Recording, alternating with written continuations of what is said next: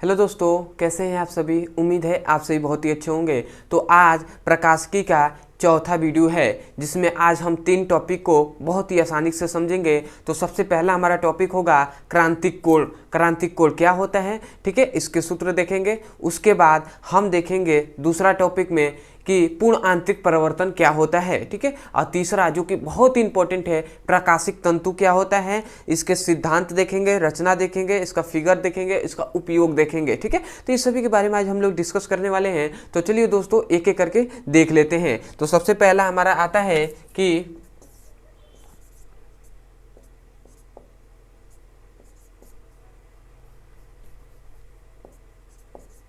क्रांतिक कोण किसे कहते हैं, ठीक है। तो क्रांतिक कोण क्या होता है, तो दोस्तों याद रखेंगे जब हमने परावर्तन पढ़ा था, इससे पहले आप थोड़ी सी परावर्तन के बारे में आप जानते ही होंगे, ठीक है। इससे पहले हमने परावर्तन, प्रकाश का परावर्तन के बारे में अच्छे से समझाया था, ठीक है। तो आप जाकर वीडियो देख सकते हैं, अगर देख लिए तो बहुत ही आसानी से आपको समझ में आएगा, ठीक है। तो देखिए ये फिगर के माध्यम से मैं पहले आपको बता दे रहा हूँ, ठीक है। थोड़ा सा इसका डिफिनेशन लिखवाना पड़ेगा, इसलिए मैं थोड़ा सा नीचे बना दे रहा हूँ फिगर, ठीक है, समझिएगा, ठीक है। देखिए ये मान लेते हैं ये 2 माध्यम है, ऊपर मान लेते हैं हम कि विरल माध्यम है और नीचे सघन माध्यम है, ठीक है। तो हमने 2 मान लिया, एक सघन और विरल माध्यम, ठीक है। मतलब सघन में हमने मान लिया, जैसे मान लेते हैं कांच हमने ले लिया, और विरल में हमने ले लिया वायु, ठीक है। तो सघन और विरल माध्यम तो आप जानते ही होंगे, जिस माध्यम में प्रकाश की चाल अधिक होती है उसे हम सघन माध्यम कहते हैं, और जिस माध्यम में प्रकाश की चाल क्या होती है, धीमी होती है, कम होती है, उसे हम क्या कहते हैं, सघन माध्यम कहते हैं, ठीक है। तो याद रखेंगे क्रांतिक कोण में याद रखेंगे जब प्रकाश की किरणों को क्या किया जाता है, सघन माध्यम से क्या किया जाता है, आपतित कराया जाता है। तो हम जानते हैं सघन माध्यम से जब प्रकाश की किरणों का हमने आपतित कराया, तो जहां पर प्रकाश की किरणें टकराई वहां से हम एक क्या कर लेते हैं, अभिलंब खींच लेते हैं, ठीक है। तो ऐसे हमने अभिलंब खींच लिया, ठीक है। अब उसके बाद हम जानते हैं कि जब प्रकाश की किरणें सघन माध्यम से विरल माध्यम में जाती हैं तो ये अभिलंब से दूर हटती हैं, क्या होती हैं, अभिलंब से दूर हटती हैं, ठीक है। थोड़ा सा ऐसे नहीं जाएगा, ठीक है। अभिलंब से क्या होती हैं, हम जानते हैं अभिलंब से दूर हटती हैं, जबकि इसको जाना ऐसे चाहिए था, ये थोड़ी सी दूर हट गई अभिलंब से, ठीक है। तो याद रखेंगे, ठीक है, समझिएगा। थोड़ा सा मैं इसको यहाँ पे लिख दे रहा हूँ कांच, ठीक है। अब समझिएगा, ठीक है। तो यहाँ पे ये क्या हो गया, ये आपतन कोण हो गया, और ये क्या हो जाएगा, ये अपवर्तन कोण हो जाएगा, समझिएगा। ये क्या है, आई, जहाँ आई क्या है,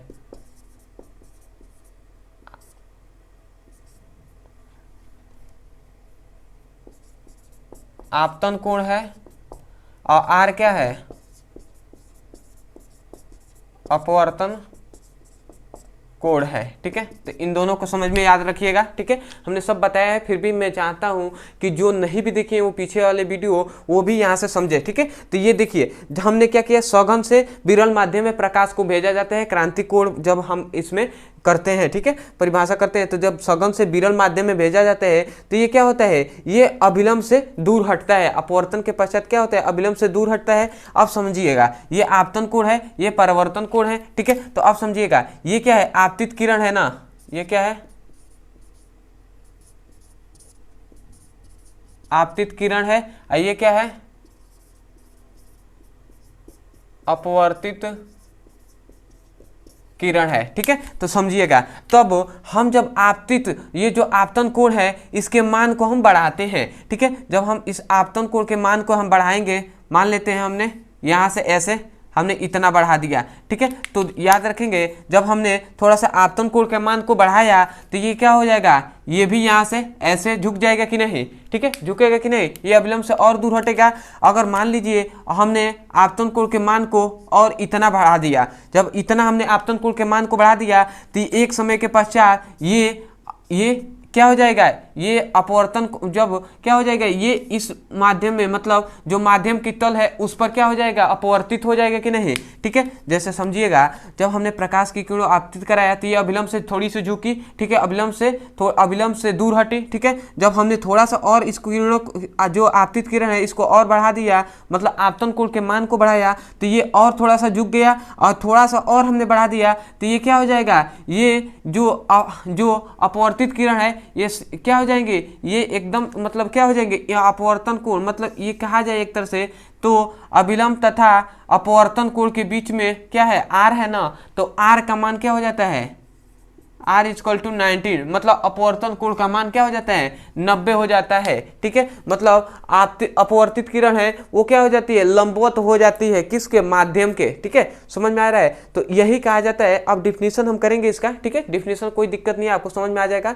बस इसमें इतना समझना है कि जब हम आपतित किरण, जब हम क्या करते हैं, जब प्रकाश की किरणों को, समझिएगा यही डिफिनीशन आपको करना है। ठीक है, जब प्रकाश की किरणों को सघन माध्यम से विरल माध्यम में भेजते हैं, सबसे पहले ये बोलना है कि जब प्रकाश की किरणों को सघन माध्यम से विरल माध्यम में भेजते हैं तो आपतन कोण का मान, आपतन कोण के एक विशेष मान के लिए, जब आपतन कोण का एक विशेष मान है ना, आपतन कोण के एक विशेष मान के लिए अपवर्तन कोण का मान 90 डिग्री हो जाता है, तो इस प्रकार के आपतन कोण को ही हम क्या कहते हैं, क्रांतिक कोण कहते हैं। मतलब इसी प्रकार के आपतन कोण को ही हम क्या कहते हैं, क्रांतिक कोण कहते हैं। याद रखेंगे आपतन कोण को हम आई सी से प्रदर्शित करते हैं, तो इस प्रकार के जो आपतन कोण होगा उसे ही हम क्या कहते हैं, क्रांतिक कोण कहते हैं। ठीक है, तो आपको उम्मीद है समझ में आ गया होगा, फिर भी मैं एक बार और भी बोल दे रहा हूं और आप अच्छे से समझ जाइएगा और नोट्स में आप लिख लीजिएगा। क्या लिखेंगे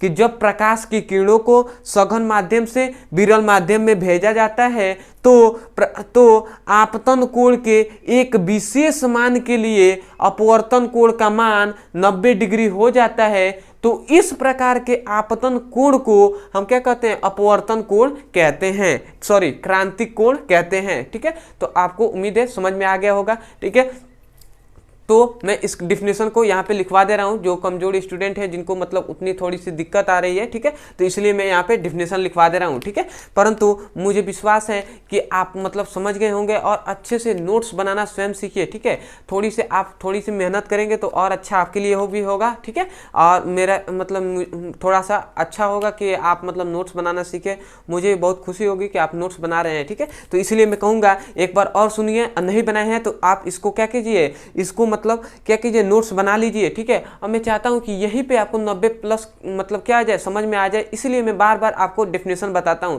नहीं तो मैं भी आपको सिंपल से ऐसे फिगर बना दिया और बताता और ठीक है, उसके बाद आगे मैं चला जाता। ठीक है, परंतु मैं चाहता हूं कि आपको अच्छे से समझ में आए। ठीक है, इसलिए मैं बार बार आपको बता रहा हूं, तो एक बार और सुनिए। ठीक है, तो क्या कहेंगे क्रांतिक कोण के बारे में, जब प्रकाश की किरणों को सघन माध्यम से विरल माध्यम में भेजते हैं तो आपतन कोण के एक विशेष मान के लिए अपवर्तन कोण का मान 90 डिग्री हो जाता है, तो इसी प्रकार के आपतन कोण को हम क्रांतिक कोण कहते हैं। ठीक है, तो उम्मीद है समझ में आ गया होगा। ठीक है, फिर भी मैं डिफिनेशन यहाँ पे लिख दे रहा हूं। ठीक है, तो लिखेंगे आप, जब प्रकाश किरणों को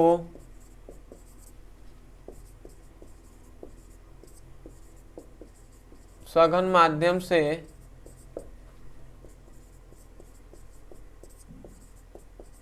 विरल माध्यम में भेजा जाता है तो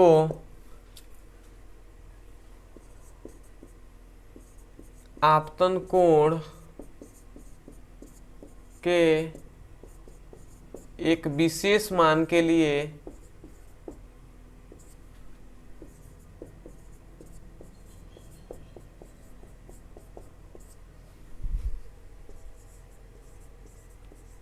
अपवर्तन कोण का मान 90 डिग्री हो जाता है, तो इस प्रकार के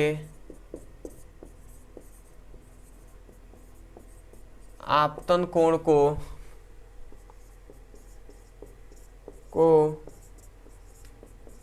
क्रांति कोण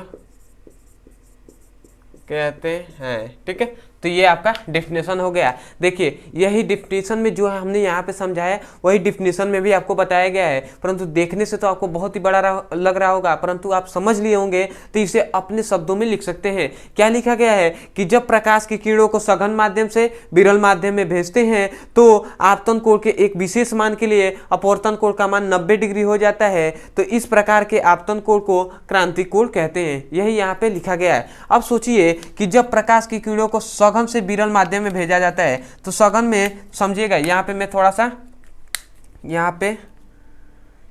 थोड़ा सा गणितीय गणना कर दे रहा हूँ। ठीक है, समझिएगा, इसको मैं थोड़ा सा मिटा दे रहा हूँ। ठीक है, समझिएगा, ये मतलब ये क्या है, यहाँ पे ये सघन माध्यम है ना, सघन माध्यम है और इसमें हमने कांच लिया है, कांच को मतलब G लिया है और वायु मतलब A लिया है। ठीक है, तो देखिए जब प्रकाश की किरणें सघन माध्यम से मतलब कांच से क्या हो रही है, वायु में जा रही हैं, तो इसका मतलब ये हो गया कि कांच के वायु के मतलब कांच के सापेक्ष वायु का अपवर्तनांक। ठीक है, तो कांच के सापेक्ष वायु का अपवर्तनांक क्या हो जाएगा, तो म्यू, तो इसका क्या हो जाएगा साइन I बटे साइन आर हो जाएगा। ठीक है, साइन आई मतलब आपतन कोण की जया और अपवर्तन कोण की जया के अनुपात को ही हम क्या कहते हैं, अपवर्तनांक कहते हैं ना। तो ये हमने आपको बता दिया है। तो यही जब कांच से क्या जा रही है, वायु में जा रही है, तो ये हमने लिख दिया। अब यहाँ पे हम जानते हैं कि जो आपतन कोण है ये क्या होता है, क्रांति कोण के मान के बराबर होता है। ठीक है, तो हम इसको आगे बढ़ाते हैं, तो a mu g mu a equal to हम साइन और यहाँ पे आई और सी लिखेंगे, क्योंकि ये दोनों क्या होते हैं, आपतन कोण क्रांति कोण के मान के बराबर हो जाता है, तो इसलिए आई सी लिख दिया।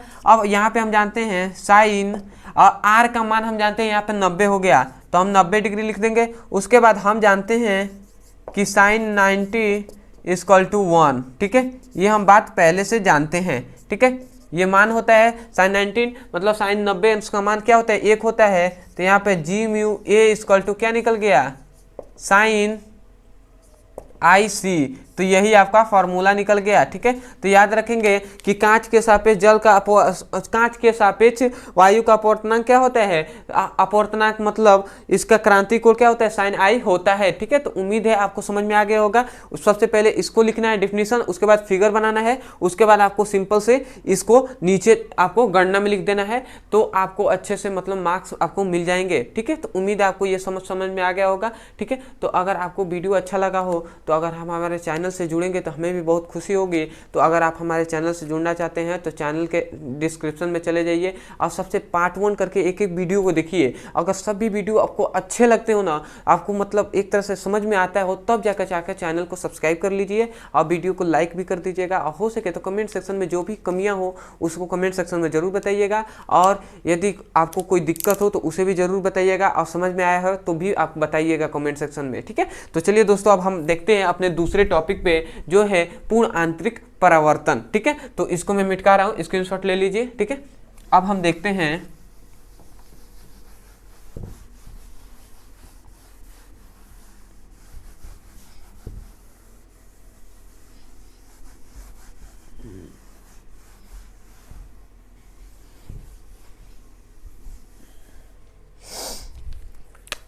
दूसरा पूर्ण आंतरिक परावर्तन। ठीक है, पूर्ण आंतरिक परावर्तन। तो ये देखिए पूर्ण आंतरिक परावर्तन होता क्या है, समझिएगा। जो हमने अभी क्रांति कोण पढ़ा ना, वही जस्ट उसी का थोड़ा सा उसी से संबंधित है। ठीक है, बस हल्का फुल्का है पूर्ण आंतरिक परावर्तन, तो आपको बहुत ही अच्छे से समझ में आ जाएगा जब आपने पीछे के वीडियो को मतलब इसे जो पहले हमने टॉपिक पढ़ा है वो अच्छे से समझ गए होंगे। तो देखिए हम फिगर यहाँ पे बनाते हैं एक तरह से कि ये मान लेते हैं दो माध्यम है, ये सघन माध्यम है और ये विरल माध्यम है। ठीक है, और सघन माध्यम में मान लिए हमने क्या ले लिया, कांच ही ले लिया, उसमें भी कांच लिए थे तो इसमें भी कांच ले रहे हैं समझने के लिए, और इसमें हमने वायु ले लिया। ठीक है, समझिएगा। ठीक है, उसके बाद ठीक है। उसके बाद ये दो हमने माध्यम ले लिए। तब जब सघन माध्यम से, समझिएगा, तब हमने सघन माध्यम से विरल माध्यम में भेजना है। ठीक है, तो हम सघन माध्यम से ऐसे प्रकाश किरणों को हमने क्या किया, ऐसे आपतित कराया। तो जहां पर प्रकाश की किरणें टकराती हैं वहां से हम क्या कर लेते हैं, एक अभिलंब हमने ऐसे खींच लिया। ठीक है, ये हमने अभिलंब खींच लिया। तो हम जानते हैं जब सघन माध्यम से, जब प्रकाश की किरणें सघन माध्यम से विरल माध्यम में जाती हैं तो ये क्या होती है, अभिलंब से दूर हटती हैं। ठीक है, तो ये मान लेते हैं दूर हटने का मतलब ये ऐसे चली गई। ठीक है, समझिएगा। तो ये तो आपतित किरण, ये क्या हो गया, आई हो गया, अपवर्तन सॉरी आपतन कोण हो गया। ये क्या हो जाएगा, ये जो होगा ये अपवर्तन कोण हो जाएगा, ये आपतन कोण, ये अपवर्तन कोण। ठीक है, मैं यहाँ पे लिख दे रहा हूँ फिर से, आई इक्वल टू आपतन कोण, आर इक्वल टू अपवर्तन कोण। ठीक है, कि आपको याद रहे और अच्छे समझ में आए। ऐसे हम आपतित किरण कहते हैं, इसे हम अपवर्तित किरण कहते हैं। ठीक है, तो समझिएगा जब प्रकाश की किरणों को हमने क्या किया था, इतना पे भेजा था, ऐसे हो गया। तो मान लेते हैं हमने प्रकाश की किरणों को, मान लेते हैं हमने प्रकाश की किरणों को इतना बढ़ाया, तो ये क्या हो गया, मान लेते हैं कि ये जो है ये क्रांति कोण है। ठीक है, क्रांति कोण आईसी है। तो हम जानते हैं कि जब क्रांति कोण होता है तो क्या हो जाता है, प्रकाश की किरणें क्या हो जाती हैं, लंबवत हो जाती है, मतलब ऐसे चलने लगी। अब बताइए जब क्रांति कोण के मान से भी अधिक हम प्रकाश की किरणों को, जैसे मान लेते हैं हमने क्या किया, ऐसे प्रकाश की किरणों को और हमने अधिक मतलब उठा दिया, मतलब इसका मतलब कि जो क्रांति कोण से मान से भी हमने अधिक कर दिया, जो आपतन कोण का मान है उसको, मतलब जो आपतन कोण है ना, इतना ये सब आपतन कोण है, मतलब जो आपतन कोण आई है इसको हमने अधिक कर दिया है क्रांति कोण के मान से। ठीक है, समझिएगा, मतलब जो आपतन कोण का मान है उसे हमने बढ़ा दिया, क्रांति कोण के मान से भी अधिक कर दिया। ठीक है, अब ये पूरा आपतन कोण हो जाएगा ना, यहाँ से यहाँ तक ये सभी क्या हो जाएगा, आपतन कोण हो जाएगा। समझिएगा, तो आपतन कोण के मान को हम इससे बढ़ा दिए क्रांति कोण के मान से। तो ये बताइए जब ऐसे ऐसे झुकते हुए आ रहा था तो ये एक समय के बाद जब आपतन कोण का मान क्रांति कोण के मान से अधिक हो जाएगा तो ये इसी दिशा में, उसी में क्या हो जाएगा, ये पुनः उसी माध्यम में परिवर्तित हो जाएगा। ठीक है, होगा कि नहीं, देखिए जब अभिलंब से दूर हट रहा था, ठीक है, तो जब क्रांति कोण का मान आया तो ये क्या हो गया, उस जब माध्यम के सापेक्ष, मतलब जो आपतन कोण का मान हो गया, क्या हो गया, वो 90 डिग्री हो गया, तो इसके माध्यम के क्या हो गया, समानांतर हो गए। और जब थोड़ा सा हमने और जब क्रांति कोण के मान से हमने अधिक कराया, किसको, आपतन कोण के मान को, तो ये उसी माध्यम में वापस लौट गया जिस माध्यम से ये गया होता है। तो हम इसका डिफिनीशन क्या कहेंगे, डिफिनीशन ही तो इंपॉर्टेंट है ना, तो डिफिनीशन कहेंगे कि जब प्रकाश की किरणों को, सुनिएगा, जब प्रकाश की किरणों को सघन माध्यम से विरल माध्यम में भेजते हैं। ठीक है, सबसे पहले आपको यही बोलना है कि जब प्रकाश की किरणों को सघन माध्यम से विरल माध्यम में भेजना है तो आपतन कोण का मान, ये क्या आपतन कोण है ना, आपतन कोण है, और ये क्या है, क्रांति कोण है। ठीक है, समझिएगा, तो हम कह रहे हैं जब प्रकाश की किरणों को सघन माध्यम से विरल माध्यम में भेजते हैं तो आपतन कोण का मान क्रांति कोण के मान से अधिक होने पर प्रकाश की किरणें उसी माध्यम में वापस लौट जाती हैं जिस माध्यम से प्रवेश की होती हैं। तो इस घटना को ही हम पूर्ण आंतरिक परावर्तन कहते हैं। समझ में आया क्या कहा जा रहा है, सुनिए, प्रकाश इसी माध्यम से नो, सघन माध्यम से ही तो गई थी, और फिर से सघन माध्यम में लौट आई कि नहीं, तो मतलब प्रकाश की किरणें उसी माध्यम, जिस माध्यम से गई होती हैं उसी माध्यम में वापस लौट आती हैं, और इसी घटना को ही हम क्या कहते हैं, पूर्ण आंतरिक परावर्तन। परावर्तन समझते हैं ना कि जिस परावर्तन क्या होते हैं, जिस माध्यम से जाती है उसी माध्यम में परिवर्तित हो जाती है, मतलब उसी माध्यम में वापस लौट जाती है। हमने पहले पढ़ा है ना, दर्पण में पढ़ा था परावर्तन। ठीक है, तो आप समझ गए होंगे। यहाँ पे मतलब क्या हो रही थी, यहाँ पे एक ये जो माध्यम है एक प्रकार का, ये क्या होता है, ये दर्पण के भांति ऐसे व्यवहार करता है। ठीक है, ये दर्पण के भांति एक तरह से कह दिया जाए व्यवहार करता है। ठीक है, ऐसे तो आपको बस इतना समझना है, इतना समझना है केवल। डिफिनेशन में क्या कहेंगे, जब प्रकाश की किरणों को सघन माध्यम से विरल माध्यम में भेजा जाता है तो आपतन कोण का मान क्रांति कोण के मान से अधिक होता है, जिसके कारण प्रकाश किरणें उसी जिस माध्यम से गई होती हैं उसी माध्यम में वापस लौट आती हैं। तो इस घटना को प्रकाश का पूर्ण आंतरिक परावर्तन कहते हैं। ठीक है, तो आप इसे उम्मीद है लिख लेंगे। ठीक है, मुझे विश्वास है कि आप इसे लिख लेंगे, क्योंकि 2 बार आपको बता दिए गए बहुत अच्छे से, और आपको अच्छे से अच्छे एक एक बात आपको समझाया भी गया है। फिर भी एक बार और मैं बोल दे रहा हूँ, आप लिख लीजिए। ठीक है, और नोट्स में स्वयं लिखिए। तो क्या लिखेंगे, लिखिए, तो आप लिखेंगे जब आ जाए पूर्ण आंतरिक परावर्तन किसे कहते हैं, या डिफिनेशन दीजिए, तो आप लिखेंगे जब प्रकाश की किरणों को सघन माध्यम से विरल माध्यम में भेजते हैं तो आपतन कोण का मान क्रांतिक कोण के मान से अधिक होता है, तो प्रकाश किरणें उसी माध्यम में वापस लौट जाती हैं जिस माध्यम से प्रवेश की होती हैं। तो इस घटना को ही हम पूर्ण आंतरिक परावर्तन कहते हैं। तो उम्मीद है दोस्तों अच्छे से आपने लिख लिया होगा। तो अब हम बहुत ही इंपॉर्टेंट टॉपिक के बारे में डिस्कस करेंगे, जो होता है प्रकाशिक तंतु। ठीक है, तो चलिए दोस्तों हम देख लेते हैं तो तीसरा टॉपिक प्रकाशिक तंतु, जो कि लगभग हर बार बोर्ड एग्जाम में पूछा जाता है। ठीक है, ये तीनों टॉपिक, ठीक है, ये तीनों ही बहुत ही इंपॉर्टेंट है। ठीक है, तो इसे आप तीनों टॉपिक को आप क्लियर, मतलब एक तरह से कहा जाए तो 90+ आप तैयार करके ही जाएंगे। ठीक है, और जितने भी इंपॉर्टेंट क्वेश्चन है वो सभी मैं करा रहा हूँ, क्योंकि बोर्ड एग्जाम आने वाला है, इसलिए मैं जो भी इंपॉर्टेंट क्वेश्चन है फिजिक्स का सभी चैप्टर वाइज करा रहा हूँ। तो अगर वो सभी वीडियो आपको देखना हो तो डिस्क्रिप्शन में लिंक दे दिया जाएगा, क्लास 12 भौतिक विज्ञान ऑल वीडियो प्लेलिस्ट का, वहाँ पर क्लिक करेंगे, वहाँ से जाकर एक एक करके चैप्टर वाइज वीडियो को सिक्वेंस में देख सकते हैं और सभी इंपॉर्टेंट क्वेश्चन को देख सकते हैं और अपने सुंदर से नोट्स बना सकते हैं। तो चलिए दोस्तों अब हम देखते हैं जो कि बहुत ही इंपॉर्टेंट है, जो है प्रकाशिक तंतु। ठीक है, तो ये क्या है,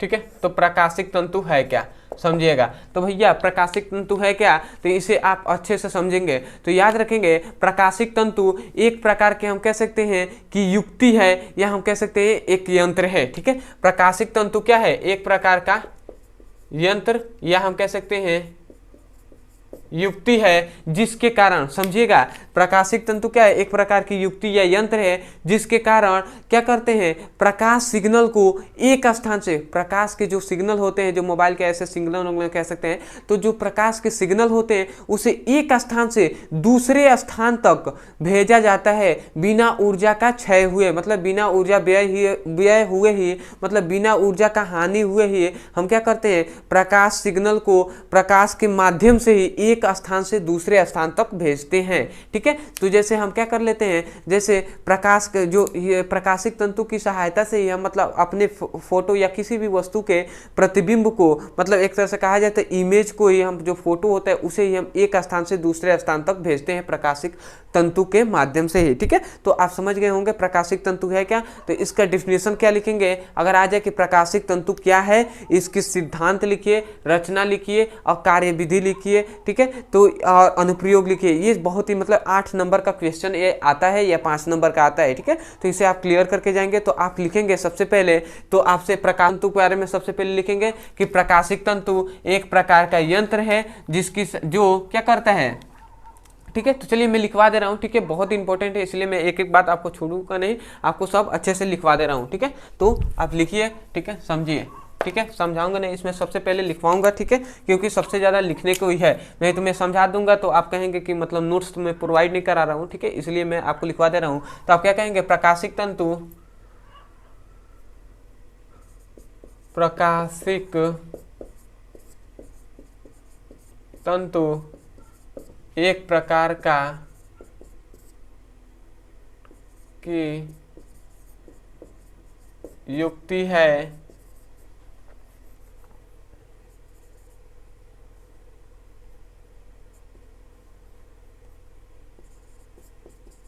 जिसके कारण प्रकाश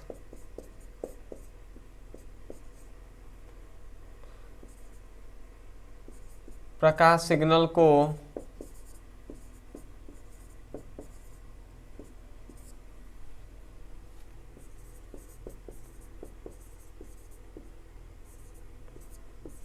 प्रकाश के माध्यम में एक स्थान से दूसरे स्थान तक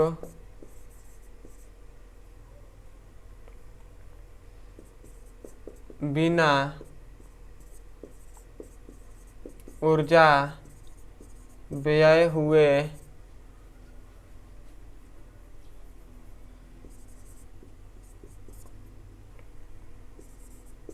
भेजा जाता है उसे उस प्रकार के युक्ति या यंत्र को हम क्या कहते हैं? प्रकाशिक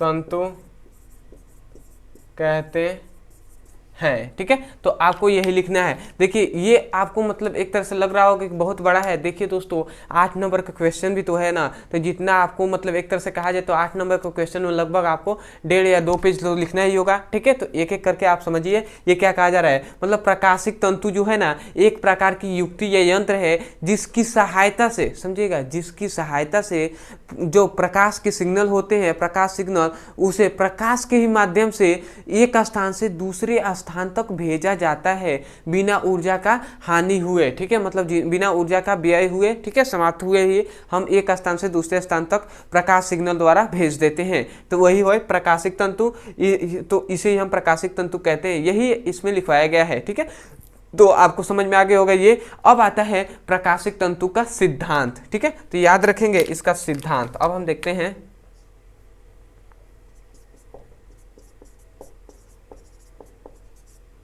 सिद्धांत। ठीक है, तो समझिए सिद्धांत आपको क्या लिखना है, तो याद रखेंगे जो प्रकाशिक तंतु होता है ना वह पूर्ण आंतरिक परावर्तन के सिद्धांत पर ही कार्य करता है।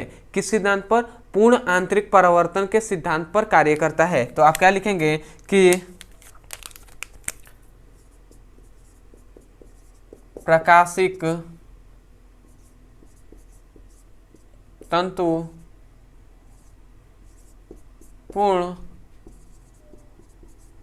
आंतरिक परावर्तन, पूर्ण आंतरिक परावर्तन के सिद्धांत पर कार्य करता है। अर्थात यहां तक आपको लिखना है, क्या लिखना है कि प्रकाशिक तंतु पूर्ण आंतरिक परावर्तन, ठीक है, पूर्ण आंतरिक परावर्तन के सिद्धांत पर कार्य करता है। ठीक है, ये लिख देना है। मतलब प्रकाशिक जो तंतु है ना वो पूर्ण आंतरिक परावर्तन के सिद्धांत पर कार्य करता है। उसके बाद लिखना है अर्थात। अर्थात के लिखने के बाद पूर्ण आंतरिक परावर्तन का जो हमने डिफिनेशन बताया था वही इसके बाद आपको लिख लेना है। ठीक है, तो क्या लिखेंगे कि पूर्ण आंतरिक परावर्तन में हमने क्या बताया था कि जब प्रकाश की किरणों को, यहां से लिखेंगे कि जब प्रकाश की किरणों को सघन माध्यम से विरल माध्यम में भेजते हैं तो आपतन कोण का मान क्रांति कोण के मान से अधिक होता है, तो प्रकाश किरणें उसी माध्यम में वापस लौट जाती हैं जिस माध्यम से आई हुई होती हैं। तो इस प्रकार की घटना को हम पूर्ण आंतरिक इस प्रकार की घटना को हम क्या कहते हैं? पूर्ण आंतरिक परावर्तन कहते हैं। ये आप नीचे लिख लेंगे। ठीक है, तो उम्मीद है आपको समझ में आ गया होगा। जो हमने प्रकाश का पूर्ण आंतरिक परावर्तन का डिफिनेशन बताया है वो इसके बाद अर्थात के बाद आप लिख लेंगे। ठीक है, तो आप समझ गए होंगे पूर्ण आंतरिक परावर्तन के बारे में मैंने बहुत ही अच्छे से डिफिनेशन बताया है, तो वो आप लिख लेंगे। ठीक है, तो ये तो हो गया आपका सिद्धांत। अब आता है इसकी रचना। ठीक है, मतलब कार्यविधि। ठीक है, या आप कह सकते हैं रचना। ठीक है, तो अब रचना देखेंगे तो सबसे पहले हम इसका फिगर बनाते हैं प्रकाशिक तंतु का। तो याद रखेंगे प्रकाशिक तंतु एक प्रकार का क्या होता है, हम कह सकते हैं ये एक प्रकार का क्या होता है, ऐसे हम फिगर बना दे रहे हैं। ठीक है, ये एक प्रकार का प्रकाशिक तंतु क्या है, एक प्रकार का लचीला पाइप होता है। क्या होता है, यहां पे मैं लिख दे रहा हूं,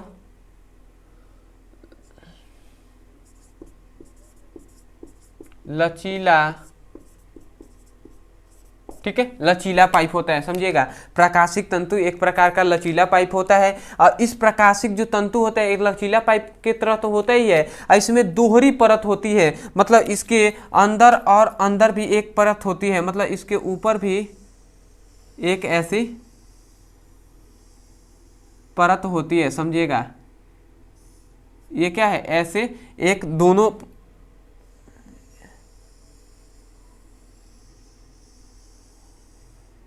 इसमें क्या होती है, इसमें दोहरी परत होती है, समझ में आ गया। मतलब जो प्रकाशिक तंतु है लचीला पाइप होता है, इसमें दो परत होती है, मतलब दोहरी परत होती हैं। और याद रखेंगे जो अंदर वाला परत है उसका अपवर्तनांक याद रखेंगे 1.7 होता है, और जो बाहर वाला है जो परत है उसका अपवर्तनांक क्या होता है, उसका 1.5 होता है, इसको भी याद रखेंगे, ठीक है। और ये होता है, तो हम जानते हैं प्रकाशिक जो तंतु है वो क्या होते हैं, पूर्ण आंतरिक परिवर्तन के सिद्धांत पर कार्य करता है। तो हम जानते हैं पूर्ण आंतरिक परिवर्तन के सिद्धांत पर, ठीक है। तो हम मान लेते हैं उसमें क्या होता है, क्रांति कोण, जो आपतन कोण का मान होता है वो क्रांति कोण के मान से अधिक होता है, जिसके कारण क्या होता है, प्रकाश उसी माध्यम में लौट जाता है जिस माध्यम से प्रवेश किया होता है। तो ये हम जानते हैं। तो मान लेते हैं ये प्रकाशिक तंतु है, तो इसमें हम प्रकाश की किरणों को ऐसे हमने क्या किया, इसमें हमने आपतित कराया। तो हम जानते हैं जब प्रकाश की किरणें जहां पर टकराती हैं वहां से हम एक क्या कर लेते हैं, अभिलंब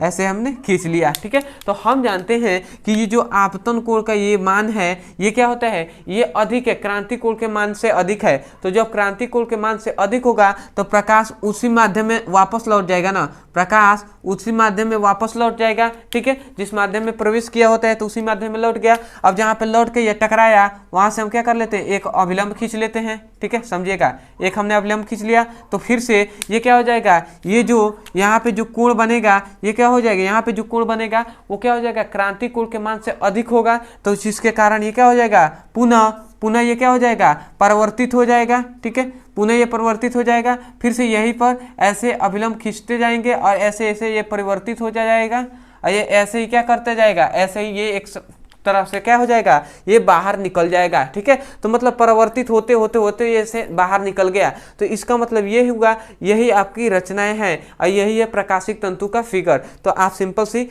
ये जो रचनाएं हैं इसमें आप लिखेंगे कि प्रकाशिक तंतु एक प्रकार की लचीला पाइप होता है, इसमें दोहरी परत होती है, इसका दोनों अपवर्तनांक, ऊपरी परत का अपवर्तनांक इतना इतना, ऐसे आप अपने शब्दों में एक्सप्लेन कर देंगे, ठीक है। इसको मैं मतलब बताने की जरूरत नहीं है, इसे अपने शब्दों में जितना हो सके उसको एक्सप्लेन कर देंगे, आप अच्छे से इसको बता देंगे। अब आता है इसका जो चौथा है, अनुप्रयोग कहा जाता है कि इसका उपयोग कहाँ कहाँ है। तो यहाँ पे मैं उपयोग के बारे में थोड़ी सी बता दूं कि उपयोग, ठीक है। तो सबसे पहला इसका उपयोग होता है मेडिकल साइंस में, ठीक है, मेडिकल, ठीक है, मेडिकल साइंस में होता है। मेडिकल साइंस में मतलब इंग्लिश में आप लिख लीजिए मेडिकल साइंस, मतलब इसका कहने का मतलब ये है कि जो मेडिकल साइंस होता है उसमें क्या होता है, ऑपरेशन करने में जो प्रकाश के किरणों द्वारा ही, मतलब क्या प्रकाशित तंतु द्वारा ही हम क्या कर लेते हैं, पता लगा लेते हैं कि अंदर क्या है, और इस तरह से मतलब बीमारी को पता लगाकर और उसके बाद ऑपरेशन किया जाता था। पहले प्रकाशिक तंतु नहीं होता था, उसके वजह से ऐसे ही मतलब एक तरह से संभावना मानकर ऐसे मतलब क्या कर दिया जाता, ऑपरेशन कर दिया जाता था और पता चलता था कि कुछ है ही नहीं, मतलब बीमारी है या नहीं है, थोड़ी सी दिक्कत होती थी। तो प्रकाशिक तंतु द्वारा मेडिकल साइंस में इसका प्रकाशिक तंतु का उपयोग किया जाता है। और दूसरा उपयोग किया जाता है, दूसरा याद रखेंगे, दूसरा उपयोग किया जाता है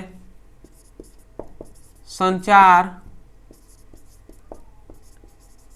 इलेक्ट्रॉनिक में, ठीक है। संचार इलेक्ट्रॉनिक में भी इसका उपयोग किया जाता है। संचार इलेक्ट्रॉनिक का मतलब जो हम देखते हैं टावर जो ऐसा होता है, टावर, ठीक है। तो टावर जो होता है उसमें सिग्नल के लिए हम क्या करते हैं, रोडों के आप देखे होंगे रोड के किनारे क्या लगाया जाता है, पाइप लगाया जाता है। तो जो पाइप लगाया जाता है वही क्या होता है, एक प्रकार का प्रकाशिक तंतु ही होता है। उसमें देखते हैं कि बहुत सारी केबल ऐसे निकले हुए होती है, तो उस क्या होता है, एक प्रकार का वो प्रकाशिक तंतु है, जिसके कारण क्या होता है, ऊर्जा जो क्या होता है, प्रकाश जो कैसे होते हैं, प्रकाश के जो सिग्नल होते हैं उसे प्रकाश के माध्यम से हम क्या करते हैं, भेज देते हैं। तो ये क्या हो गया, संचार प्रणाली में भी किया जाता है। तीसरा उपयोग आप याद रखेंगे, तीसरा कि जो प्रकाशिक तंतु होता है इसकी सहायता से हम वस्तु के प्रतिबिंब को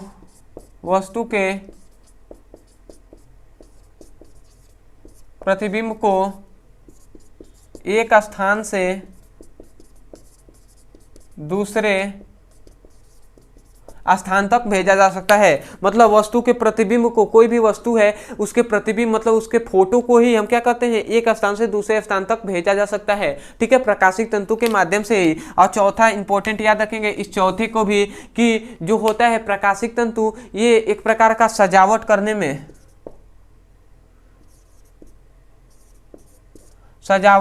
में कार्य आता है। मतलब प्रकाशिक तंतु का क्या होता है, सजावट करने में भी कार्य आता है। जैसे कि कह दिया जाए, जो हम देखते हैं कि स्विमिंग पूल में एक से क्या होता है, जो क्या होता है, एक जो जल का फुहारा निकलता है, तो उसमें लाइटिंग करने के लिए, उसमें प्रकाश को क्या करने के लिए, उत्सर्जित करने के लिए उसमें क्या करते हैं, प्रकाशिक तंतु का प्रयोग करते हैं, ठीक है। तो ये आप उपयोग लिख लेंगे, ऐसे मैंने आपको बहुत ही अच्छे से आपको बता दिया है, ठीक है। तो ये जितना आपको बताया गया इतना लिखेंगे तो आपको 2 पेज 1.5 पेज तो आपको हो ही जाएगा, और अच्छे से आपको सुंदर सुंदर राइटिंग में आपको लिखना है। और उम्मीद है दोस्तों कि आपको अच्छे से अच्छे मार्क्स मिलेंगे, ठीक है।